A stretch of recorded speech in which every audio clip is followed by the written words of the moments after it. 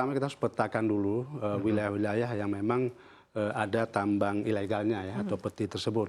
Nah kemudian kita bisa mempelajari apakah ini berizin karena tambang rakyat yang disebut tambang kecil itu juga bisa tambang rakyat. Tambang rakyat itu punya izin pertambang rakyat namanya. Di luar itu memang tidak berizin atau ilegal tadi. Nah jadi itu harus dimitigasi kemudian memang harus dihentikan. Nah kemudian juga dengan cara misalnya dengan memutuskan mata rantai atau suplai logistik ke daerah tersebut karena pasti ada pemasok ya baik bahan bakar, alat berat, kemudian bahan kimia segala macam itu ada pemasoknya. Ini mata rantai yang memang harus dihentikan.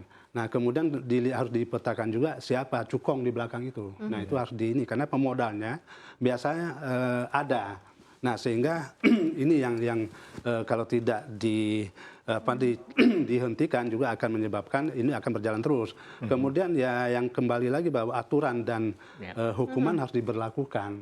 Karena undang-undang kita sudah jelas. Nah kalau tidak kita berlakukan percuma ada undang-undang kita buat untuk ditaati oleh seluruh rakyat Indonesia. Tapi di satu sisi kita tidak bisa menerapkan undang-undang atau aturan yang berlaku tersebut. Nah, ini salah satu cara. Kemudian yang terakhir adalah kita harus melihat bahwa ada penduduk lokal yang terlibat di lokasi-lokasi tambang ilegal. Nah, ini juga harus diarahkan atau diberi kesempatan untuk bisa berusaha di bidang yang lain. Nah, kalau pendatang mungkin bisa disuruh kembali ke daerah asal, termasuk WNA misalnya yang terlibat di sana itu bisa dikirim kembali ke negara asalnya gitu ya. Nah, saya pikir dengan cara seperti itu jalur pemasaran juga salah satu itu harus dihentikan karena ini ilegal ya. Nah kalau untuk kita bicara mengenai cukong sendiri selain dia mungkin pegang dana, apakah memang dia juga terlibat atau kenal dengan orang-orang dalam pemerintahan nggak sih Pak Fahmi? Mungkin ada site karena mereka kayak terasa aman-aman aja gitu ya melakukan praktek, merasa juga nyaman-nyaman aja kayak ya memang cukup kuat posisinya gitu nggak bisa tergeser. Ya itu sudah pasti gitu ya. Dia akan berhubungan apakah dengan aparat di daerah atau juga dengan mungkin pemerintah daerah juga gitu ya yang membuat aturan-aturan tertentu yang melegalkan atau mendorong illegal mining tadi tetap berjalan tadi.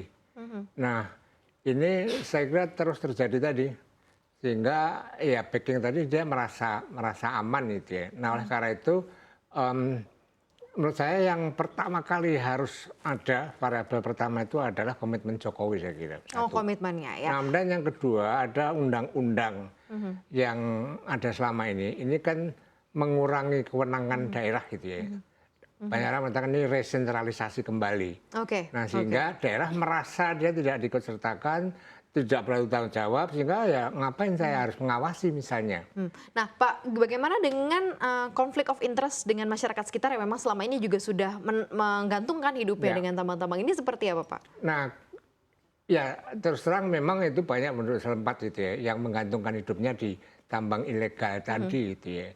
Nah kalau kemudian nanti pemberantasan tadi dilakukan maka penduduk setempat yang terlibat tadi ini harus dirangkul, dicarikan alternatif pekerjaan, atau bahkan kalau memang dia mau tetap di mining gitu ya, maka diarahkan untuk menjadi legal tadi sebagai rakyat gitu ya. Tambah rakyat. Nah kalau rakyat tadi merasa diperhatikan dan dilindungi tadi, barangkali dia ikut juga mengawasi gitu ya. Maka bagaimana memberdayakan pemerintah daerah, bagaimana memberdayakan masyarakat di sekitar tadi agar sama-sama ikut mengawasi tadi. Harus ada kompensasi ya karena mereka bekerja begitu ya di situ ya. Dia harus ada benefit dari itu tadi. Karena mereka bukan orang yang terlibat di dalam hal ini tapi hanya mencari nafkah gitu ya. Kita harus kembalikan ke sana karena memang masyarakat setempat yang akan cukup terdampak nantinya ya.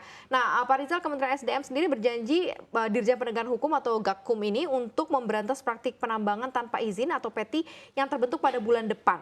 Nah Anda melihatnya seperti apa? Cukup efektif atau tidak lembaga baru ini yang lagi dibentuk khusus untuk memberantas ini ya? Apakah juga lebih baik sebenarnya ya tidak perlu ada lembaga tapi pakai penegak hukum aja langsung gitu. Nah kalau Anda melihatnya seperti apa Pak Rizal? Kami melihat bahwa di Direktorat Khusus Gakum ini atau Dirjen Gakum ini akan dibentuk ini salah satu solusi ya. Karena selama ini yang kami lihat sendiri bahwa memang karena tidak ada lembaga untuk penegakan hukum sehingga Kementerian SDM dalam ini kita bicara dengan Ditjen Minerba ya, itu hanya mengurusin tambang-tambang yang berizin. Mereka tidak bisa menyentuh tambang yang tidak berizin. Nah, mudah-mudahan dengan ada Dirjen Gakum ini pemerintah juga atau Kementerian SDM bisa masuk juga untuk menertibkan tambang-tambang yang tidak berizin. Nah, bisa saja seperti yang sampaikan tadi, misalnya karena penduduk setempat ingin berusaha di suatu tambang, itu bisa dilegalkan dengan memberikan IPR. Tapi tentu saja nanti harus dikaji, kemudian diawasin, kemudian dibina atau dibimbing sehingga mereka juga memenuhi kaedah-kaedah dalam praktek penambangan yang baik, tidak merusak lingkungan, kemudian menjamin keselamatan kerja karyawan. Karena bukan barang baru bahwa banyak sekali kecelakaan kerja yang terjadi di sana. Nah, dan Dirjen Gakum ini juga harus didukung oleh aparat penegak hukum yang lain. Kalau sendiri juga tidak akan efektif. Apalagi seperti yang kita sampaikan tadi bahwa di belakangnya itu ada pihak-pihak tertentu atau oknum katakanlah ya. Oknum yang memang terlibat. Apalagi kalau dia bersenjata. Nah, mereka ini tidak akan efektif. Karena di beberapa daerah kami berdiskusi bahwa pihak SDM itu tidak mau turun ke lapangan karena berhadapan dengan masalah nyawa. Nah, ini yang harus diperhatikan. Nah, yang terakhir adalah memang komitmen Presiden untuk memberantas tambang ilegal, kemudian membina rakyat setempat, nah sehingga ini bisa memberikan manfaat yang besar bagi negara kita. Oke, kalau dari Anda Pak Fahmi seperti apa dengan pembentukan lembaga baru ini? Apakah kemudian mereka bisa lebih mengambil langkah taktis dan cepat gitu ya? Karena kan kita sudah tidak bisa mundur lagi kalau memang kita benar-benar mau mewujudkan gitu ya mimpi industrialisasi, mimpi hilirisasi, Pak Fahmi. Ya sebagai salah satu upaya saya kira ya cukup bagus gitu ya. Cuman saya nggak yakin apakah itu efektif gitu ya. Karena itu kan tersentralisasi ada di kementerian tadi gitu ya. Sementara tambang-tambang ilegal itu tersebar hampir di semua daerah. Kan tangan dari Kementerian SDM tadi kan nggak menjangkau tadi. Nah oleh karena itu ya, bagaimana melibatkan pemerintah daerah sejak perencanaan, pengoperasian, pencegahan. Kalau pemerintah daerah nanti bisa mengajak aparat daerah gitu ya.